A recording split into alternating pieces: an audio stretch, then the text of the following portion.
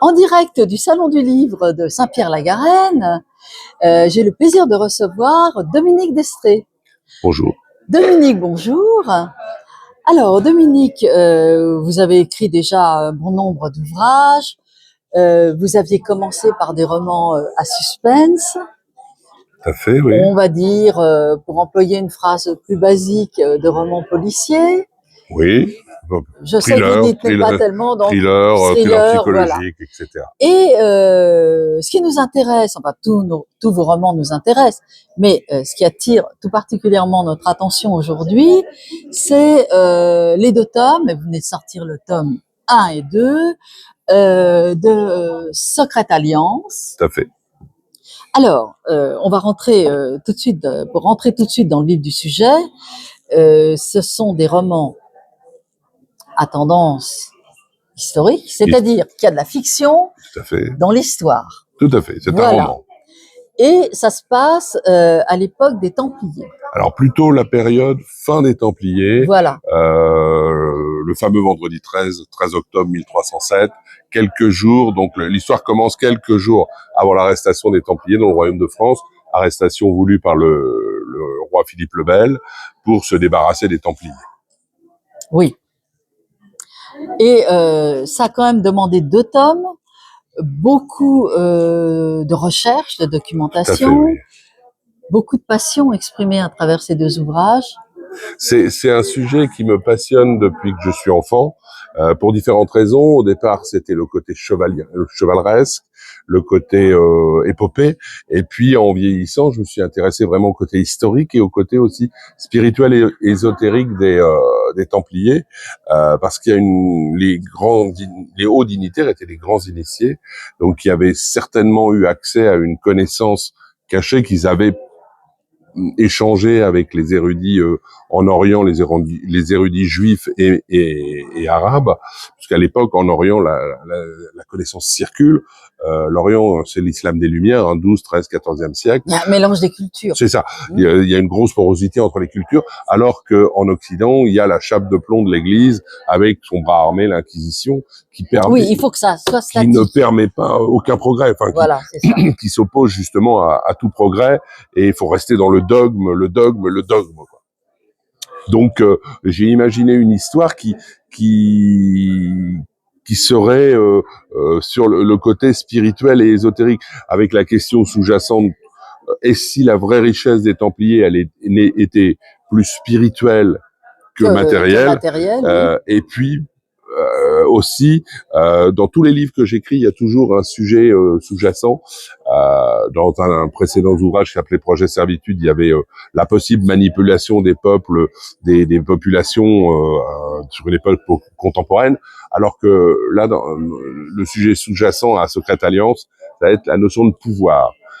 Pour montrer que le pouvoir, qu'est-ce qu'on en fait quand on l'a, qu'est-ce que l'homme en a fait, et on se rend compte que ce qui se passe dans nos sociétés actuelles, c'est pas nouveau, quoi. C'est un éternel recommencement, voilà, adapté à la société du jour. Depuis que l'homme est homme, l'homme court après une forme de pouvoir, et le pouvoir peut corrompre. Qu'on soit à la base des hommes bien, alors il peut corrompre certains Templiers, peut corrompre évidemment les papes, les rois, etc. Donc c'est la notion de pouvoir sur le côté aussi, dès qu'on dévie un tantinet d'un dogme. Les Templiers étaient une milice du Christ qui était au service du pape et de l'Église, mais ils avaient aussi ce côté de décrypter la connaissance qu'ils avaient ramenée, qui était une connaissance millénaire, connaissance plus ou moins cachée, que l'Église voyait d'un mauvais œil sortir. Donc quelques moines y avaient accès, les Templiers y avaient accès, toujours pareil, hein, les hauts dignitaires Templiers, et ça a engendré des antagonismes qui produiront l'accusation par Philippe le Bel et par le pape d'hérésie, alors que autant les cathares pouvaient être taxés d'hérétiques au sens religieux du terme, puisque ils prenaient une église pure, un retour aux origines, autant les Templiers, leur accusation d'hérésie est une opération politique et financière de la part du roi de France.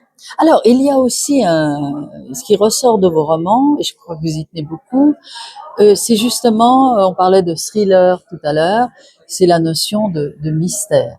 Alors, j'aime bien aussi Il y a le du côté. sentiment aussi. Les femmes ont un rôle important dans mes héroïnes ont un rôle important dans mes livres en général et dans ces livres-là en particulier, puisque j'envisage une porosité possible entre Cathare et Templiers, puisque Cathare et Templiers sont contemporains à cette époque-là, et j'avais oublié que dans le clergé cathare, les femmes pouvaient être ordonnées prêtres. Alors Ah que oui. ce qui leur a aussi évidemment valu les foudres de l'Église, puisque le rôle de la femme, Bah, même encore à l'heure d'aujourd'hui, c'est oui, pas reconnu.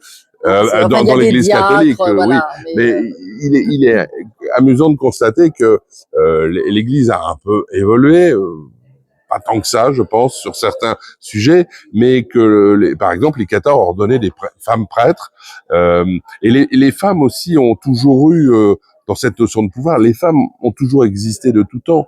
On prétend, il y a un proverbe qui prétend que derrière chaque grand homme, Il y a une il femme, y a se une cache femme, une femme, oui, oui. et C'est un peu vrai, hein. c'est souvent vrai, C'est voilà. souvent Et vrai. les femmes ont dû s'émanciper, D'une manière ou d'une autre, plus ce ou qui moins est, discrète, ou plus l'émancipation ou de la moins femme est affirmée. assez récente dans l'histoire de l'humanité. Tout à fait. C'est 19e, fin 19e, 20e Ah, siècle. c'est là que ça a commencé avec Voilà. Georges Sand, en C'est quelque ça. sorte. Mais au Moyen Âge, les femmes existent, mais elles sont cantonnées à des rôles de paraître officiels, mais sous main, elles sont capables d'ourdir, elles sont capables d'exister et de justement aussi elles de manipuler et d'avoir ces notions de pouvoir à portée de main. Oui, parce qu'il y a un ressenti différent entre les hommes et les Tout femmes. à fait. Et alors, vous avez eu une réaction très intéressante.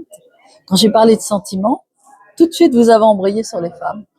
Ben, parce que Et les on a sentiments, c'est l'impression un que échange justement, c'est un peu homme-femme. l'affaire des femmes, les sentiments. Euh, Pas vraiment, mais alors attention, oui, dans cette saga, on parle notamment des chevaliers templiers qui faisaient vœu d'abstinence, de célibat, ah oui, et, ça facilitait pas les choses. donc leur rapport aux femmes était en principe très limité. Et justement, quand ils sont arrêtés, beaucoup entre guillemets doivent fuir et pour certains se défroquent comme on pourrait dire aujourd'hui.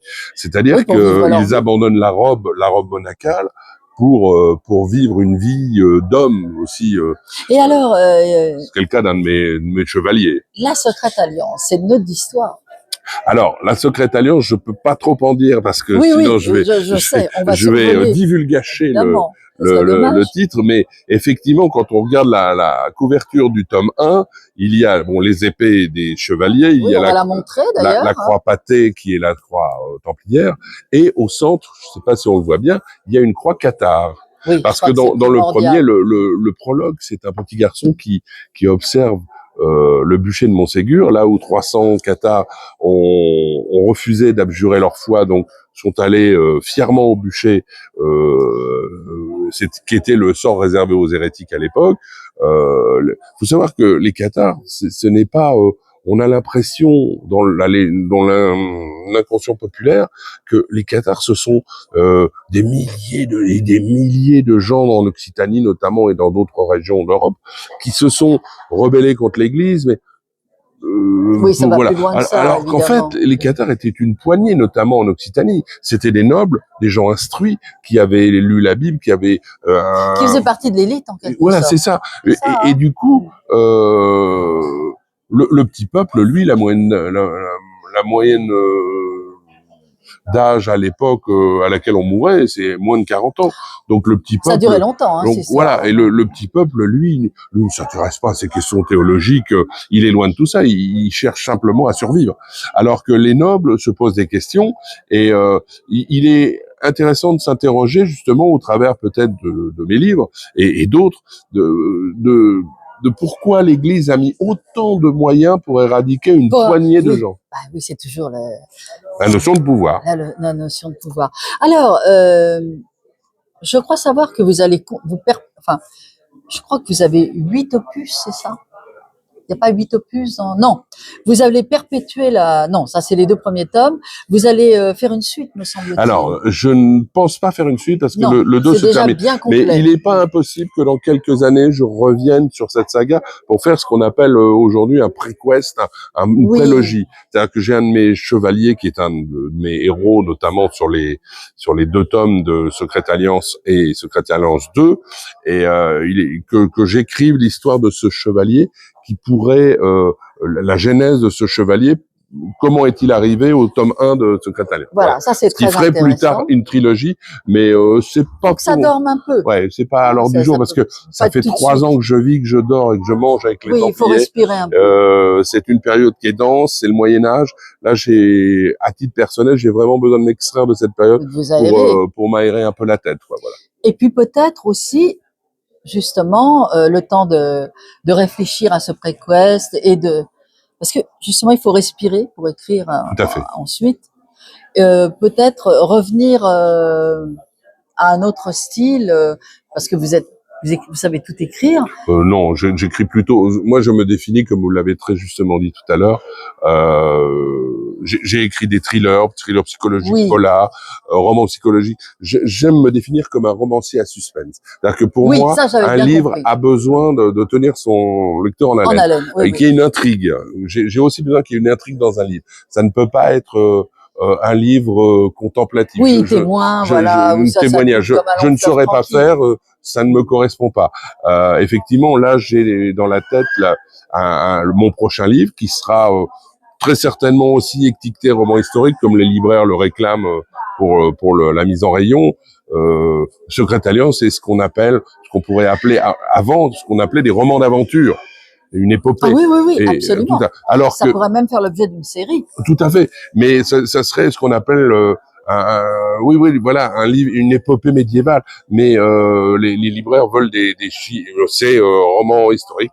Donc mon prochain sera aussi un roman historique, mais là je vais revenir à ce que je maîtrise mieux, l'époque contemporaine. Là, donc voilà, il va se passer durant la Seconde Guerre mondiale sur un sujet qui devrait être librement inspiré de faits réels. Ça sera un exercice de style encore pour moi, parce que je n'ai jamais fait ça.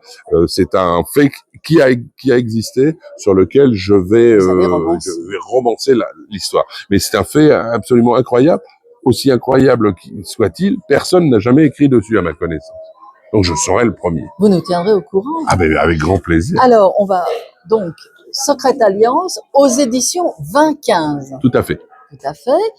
Dominique, merci infiniment de votre venue. Bonne chance pour la suite. Merci. Je vous souhaite une longue vie de romancier. Et merci à vous. Et merci à vous de m'avoir accueilli. Avec plaisir.